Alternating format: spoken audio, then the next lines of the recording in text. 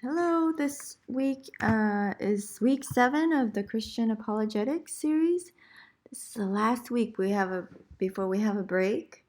So this is just finishing up the whole series on the origin of life and specifically DNA and proteins. So let's get right into it. This should be a fairly short video. So to review, the question was, how did life first start? We talked about in the first section, how did the universe start? Well, how did life first start? We talked about how the theories were that they had elements, which then formed amino acids. But the big leap was how they got from amino acids to complex proteins and cells. So just to remind you, proteins were themselves very complex and very specific, the smallest being 100 amino acid or 150 amino acids long. And the three theories that they looked into or tested was the chance theory, the prebiotic natural selection theory, and predestination theory. The chance theory showed very, very unlikely, 1 in 10 to the 194th power, I believe exactly. May be wrong. I may have to double check that, but it was in the hundreds. Definitely very, very high number and extremely unlikely. The natural selection theory didn't quite work because at this cellular level or pre-cellular level, there's no way for them to propagate without having proteins. So at the amino acid level, the natural selection didn't quite work. Predestination theory, they thought that maybe these amino acids or DNA molecules just came together because there was some kind of bond, special bond to bring these together. Well, they found that there were no actual specified bonds between amino acids or nucleotides of the DNA. Okay, so we're going to go into a number 4 theory. Okay, the number 4 theory is that the way that proteins and cells came to be was through intelligent design. Okay, so we're going to explore that in this lecture. If we look at this picture here, these are the hieroglyphics, or these are the markings seen on the Rosetta Stone. I don't know when exactly they proposed this was made, but it was in ancient times. They don't know how it came to be. They don't know, obviously nobody in modern times recorded how these stones came to have these markings on them, but nobody presupposes that these markings came about via chance, right? Not only is it extremely unlikely that these repetitive patterns, see here, repetitive patterns were extremely, extremely unlikely, but the way they form patterns that they later found the code to have certain meaning, this pointed to an intelligent designer or somebody with intelligence that made these designs. Okay, so another example is if you look at this garden, it just so happens that there is a strange demarcation of shrubbery that is extremely unique. And, did this come about by chance? Was the wind and rain erosion and the way, I don't know, some kind of chance model caused this?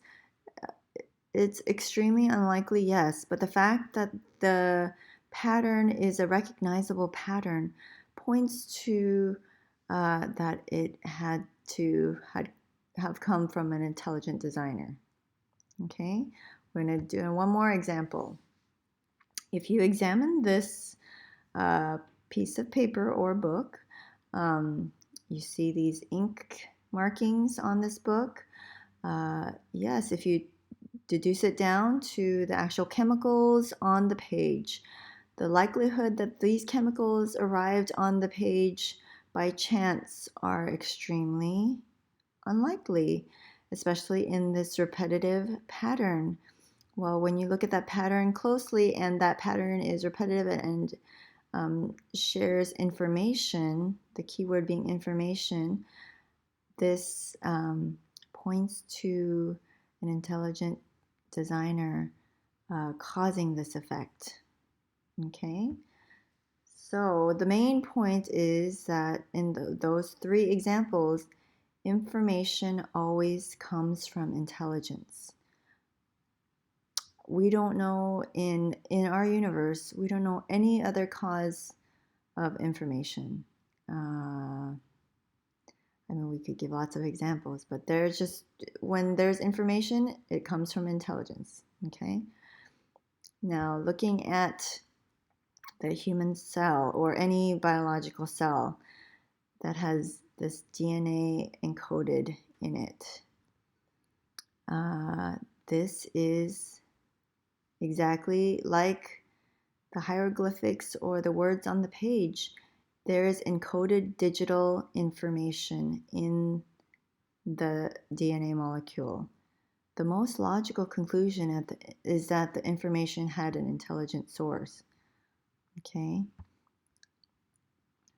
So when we looked at the origin of life and saw that it was very specific and very complex, and there was information, all these theories of chance and evolution, or a combination of the both,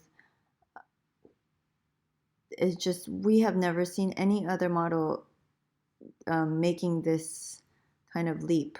Okay, we have only seen intelligent design causing this, and going further.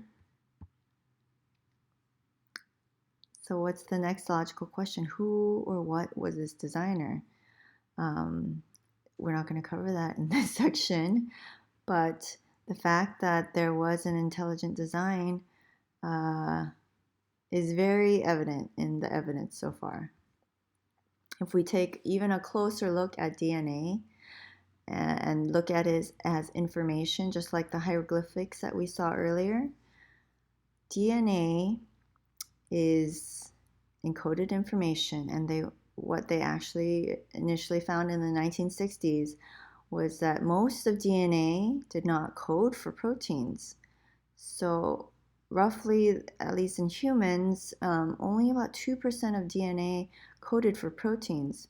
Well, at first, they looked at this junk DNA and they said, well, that fits into a natural selection theory of trial and error. Only certain amounts of DNA, the ones that expressed a protein that actually had good function, propagated, and therefore that's how those cells got more prevalent. Okay, so initially that junk DNA showed evidence to, prove that maybe life began by natural selection. But in 2007, they did a massive research project called the ENCODE project. They studied DNA and found that this so-called junk DNA actually was not junk, and it performed a lot of functions. They found at least 80% of this junk DNA, what the functions exactly were. I mean, I will talk about it more in class, but I mean, they're amazing. I'll show you.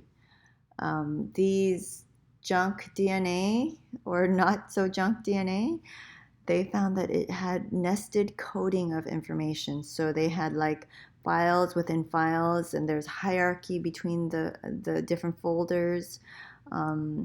They had information like when certain genes were supposed to be expressed or cut off. I mean, basically, they found that all that DNA acted like an operating system in a computer. So I don't know if you guys know about your computer, but whether you have a PC or a Mac, every computer has an operating system. It's a way of retrieval of your different files. the DNA in these biological cells was a very complex operating system. If you looked at the human genome, just to show you how expansive the human genome is, the DNA have about 3 trillion nucleotides. Okay, of those, 2% we said coded for proteins. Okay, and we know that there are a ton of proteins in each cell. What did we say? I can't remember exactly how many proteins per cell, but it obviously differs depending on what kind of cell it is. So think about that. Only 2% of these nucleotides code for proteins. The rest are this huge operating system of filing and expressing genes, maintaining cell function, all these other functions that are so complex. So what do scientists say in the face of such overwhelming evidence? Charles Darwin, this is his quote, but basically saying that he doesn't have an answer to the origin of life, but his answer is until some better hypothesis comes out. Okay, so right now they're saying they don't know, but I'm sure it'll be discovered in the future. That's not really an alternate theory. It's kind of like a blank check saying that they're sure that there's going to be some other real explanation, not an intelligent design. Only naturalistic processes are considered acceptable in the scientific community. Okay.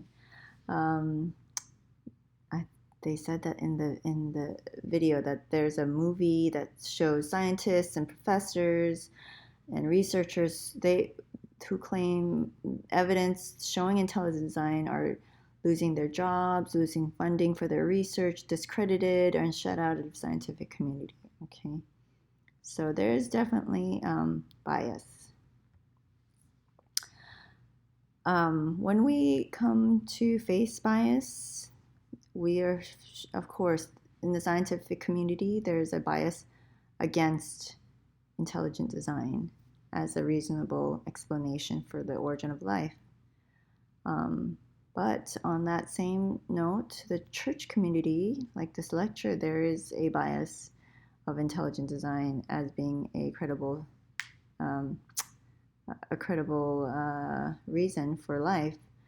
So, as a student, as an intelligent being yourself, your job is to look at all the evidence that's available to you. I don't think there's ever been an age where so much information is available at your fingertips through the internet. Your job is to sift through all that evidence and think as an intelligent human being and decide for yourself. So we will talk more about that in class, and see you on Saturday.